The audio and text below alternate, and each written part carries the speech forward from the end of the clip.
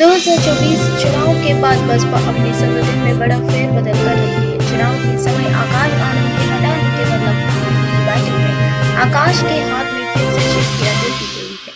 इसके बाद संगठन में भी बड़े फेरबदल होने की बात मायावती ने अपनी बैठक में की थी।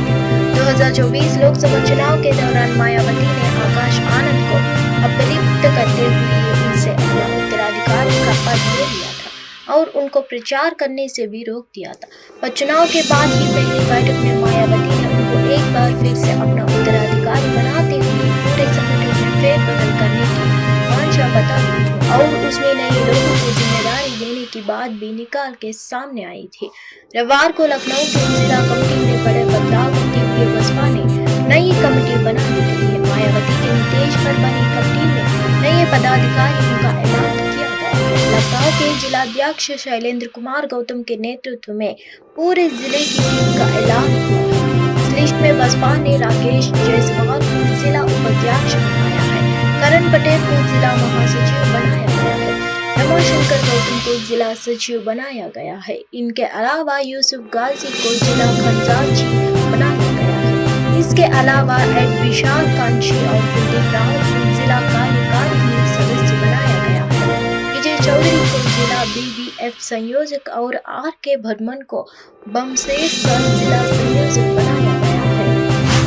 मध्य प्रदेश में मुख्यमंत्री मोहन यादव कैबिनेट का विस्तार हुआ है। राजभवन में रामनिवास रावत ने मंत्रिपद की शपथ ली।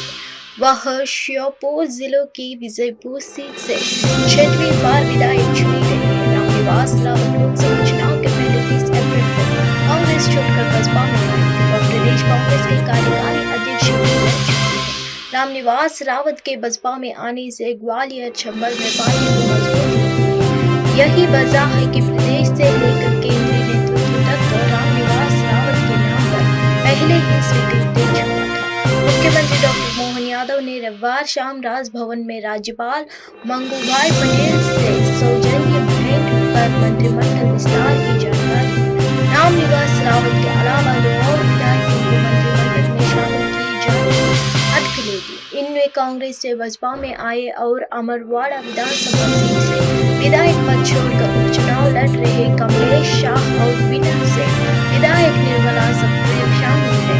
हालांकि इनके नामों पर अंतिम निर्णय नहीं हो पाया है। बता दें कि मंत्रिमंडल में 4 मंत्रियों के लिए जगह है।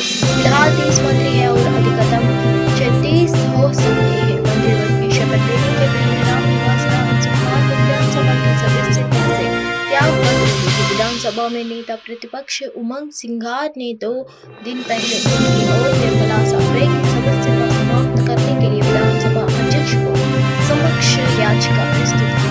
कांग्रेस से बसपा में गए 3 विधायकों ने कमलेश शाह के बाद सदन की सदस्यता से त्याग पत्र देने वाले वक्त दूसरे रावत और सप्रे यह तर्क देते रहे कि उन्होंने बसपा की सदस्यता इसलिए इस्तीफा नहीं दिया। रावत के त्याग पत्र देने से विजयपुर विधानसभा में उपचुनाव होगा।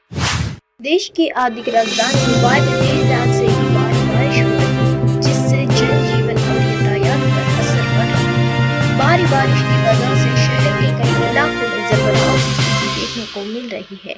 यही नहीं, बारिश की वजह से मुंबई के कई मुख्य रेलवे स्टेशनों पर भी पानी जमा हो गया है, जिसके कारण कई ट्रेनों को रद्द कर दिया गया है। रेलवे ने जानकारी देते हुए बताया कि मुंबई डिवीजन के कई रेलवे स्टेशनों पर आज जलभराव के कारण ट्रेनें रद्द रहेगी।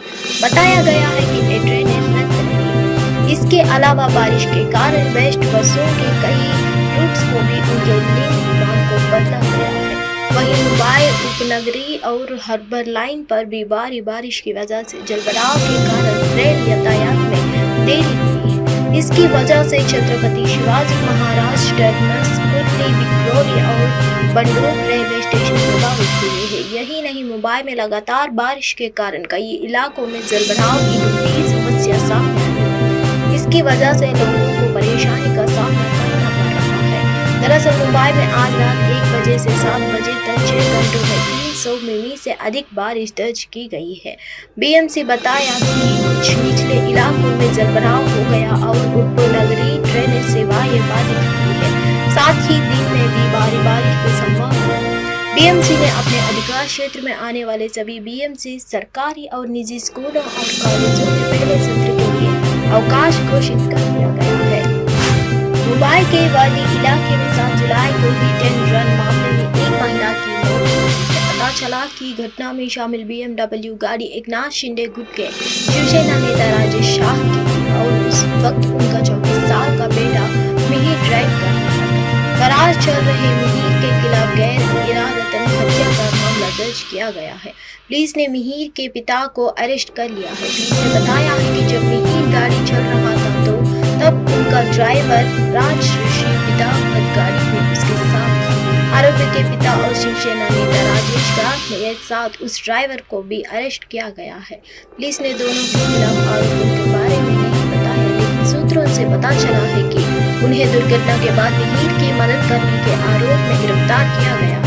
एक वरिष्ठ पुलिस अधिकारी ने अखबार को बताया कि मिहिर देश छोड़कर ना निकल जाए, इसके लिए उसके खिलाफ लुकआउट सर्कुलर जारी किया है। सूत्रों ने बताया कि उसका पता लगाने के लिए जब पुलिस टीमें बनाई गई हैं। आरोपियों के खिलाफ बीएनएस की धारा 105, 281, 125B, 238, 325(4), धारा 184, 134A, 134B और मोटर वाहन एक्ट की धारा 187 के तहत मामला दर्ज किया गया है। मृतक महिला की पहचान 45 साल की कावेरी नकवा के तौर पर हुई है।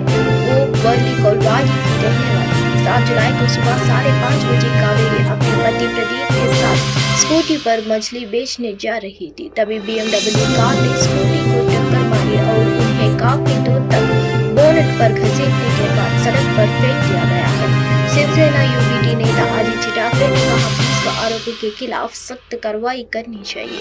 मैं मृत महिला के पति से मिला हूँ। मैं ये मुद्दा उठाता रहा हूँ कि मुंबई में मोटर चालक लापरवाही से गाड़ी चला रहे हैं, इसलिए सड़कों पर पुलिसिंग होनी चाहिए। सब कुछ CCTV कैमरों पर नहीं छूट सकते।